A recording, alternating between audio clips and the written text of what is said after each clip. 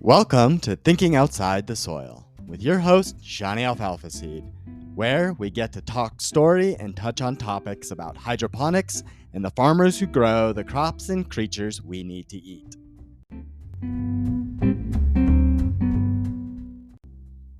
Good morning, and happy Monday from the farm.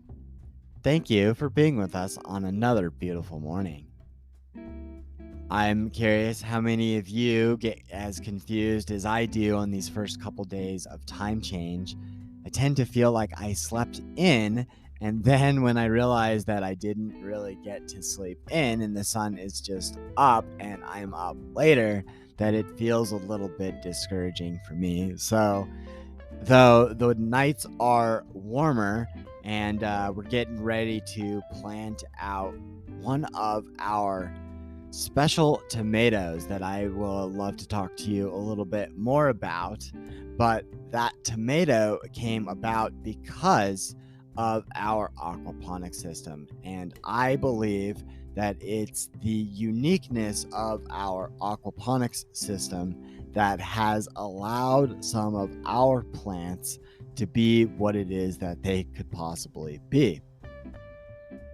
Here at Blooming Health Farms, we have a small aquaponics system. So by small, right now, what we're using to develop our programming on the nonprofit side is a 250-gallon tank that recirculates through around 200 square feet of grow space. Our grow space is a vertical grow space, so we have racks that I custom built, put the liners in, plumbed it all in, and it recirculates throughout the day. I use primarily a gravity fed based system, so I do have two pumps right now. One pump feeds the entire system, and I have another pump which actually individually feeds a biological filter. We do biological filtration with an AST bead filter. And I've used a lot of different types of biofilters over the years. And so this one right now I have leaned into because it is really easy to operate and it allows us to keep our bacteria in check. But what does that mean in check for us and for a lot of other aquaponicists? What that means is culturing the bacteria in a specific part of your system so that they don't essentially take over. One of the challenges with an aquaponic system is that the entire water column, all of the surfaces in the system, are susceptible to bacterial growth. And bacteria is pretty much the dominating species in an aquaponic system. And so we must be mindful and give those bacteria the best environment that we can. Early iterations of aquaponic systems that I was able to work on and those that I was taught were systems that were built upon simple wastewater treatment principles. And one of those wastewater treatment principles is this idea of biological filtration. So in an aquaponic system, we are taking advantage of the natural ecosystem that mitigates the nitrification cycle with these naturally occurring bacteria. The wastewater treatment principles that we leaned on were the ideas of being able to manipulate nitrification and denitrification by adjusting the environment. And two of the ways that you can change the environment is by the substrate or the surfaces that the bacteria get to live on, and then the food that the bacteria eat. So the most bacteria require oxygen like the rest of us in addition to their specific metabolite. So for that one bacteria, they turn ammonium into nitrite, and another bacteria turns nitrite into nitrate.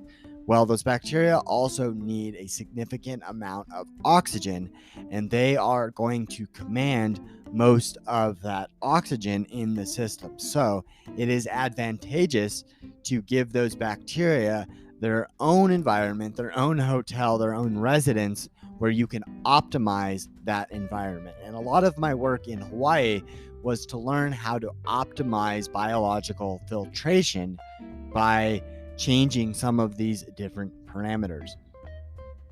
I ended up learning and taking advantage of a simple thing called the trickle biofilter, and it's simply a biological filtration system where you pass water through a medium, a tub, a tank, a area of particles, medium, sand, gravel, something of the like. We used lava rock. A trickle filter is kind of like that Brita filter that you might have on your sink, or a Brita filter that you might have in a pitcher.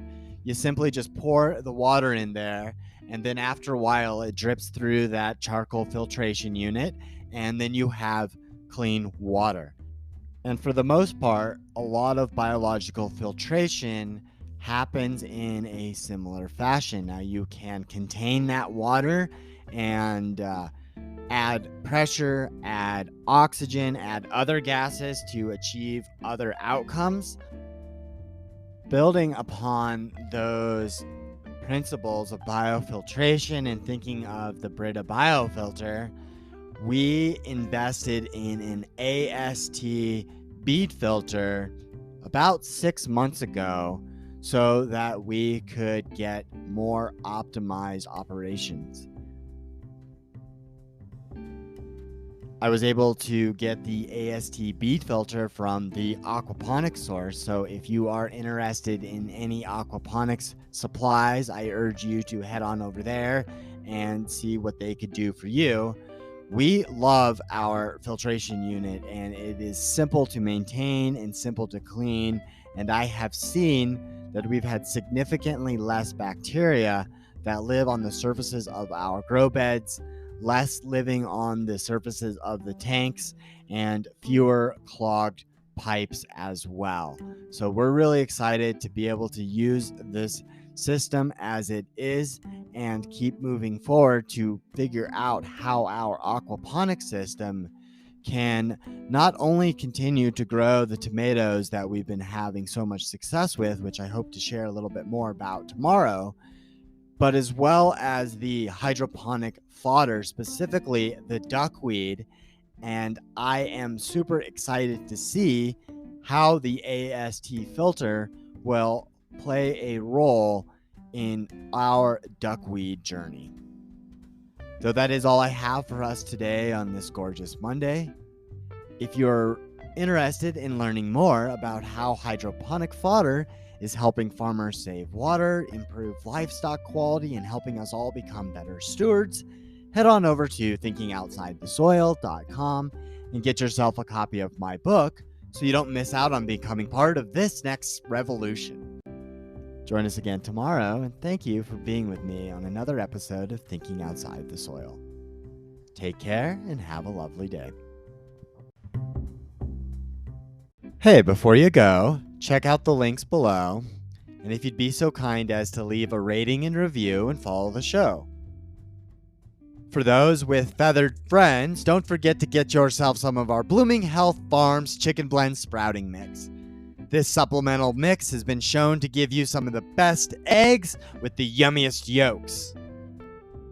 You'll have happy, healthy hens that abandon the feeder and give you eggs with high levels of vitamin A and omega fatty acids. So don't forget to get yourself some Blooming Health Farms Chicken Blend Sprouting Mix.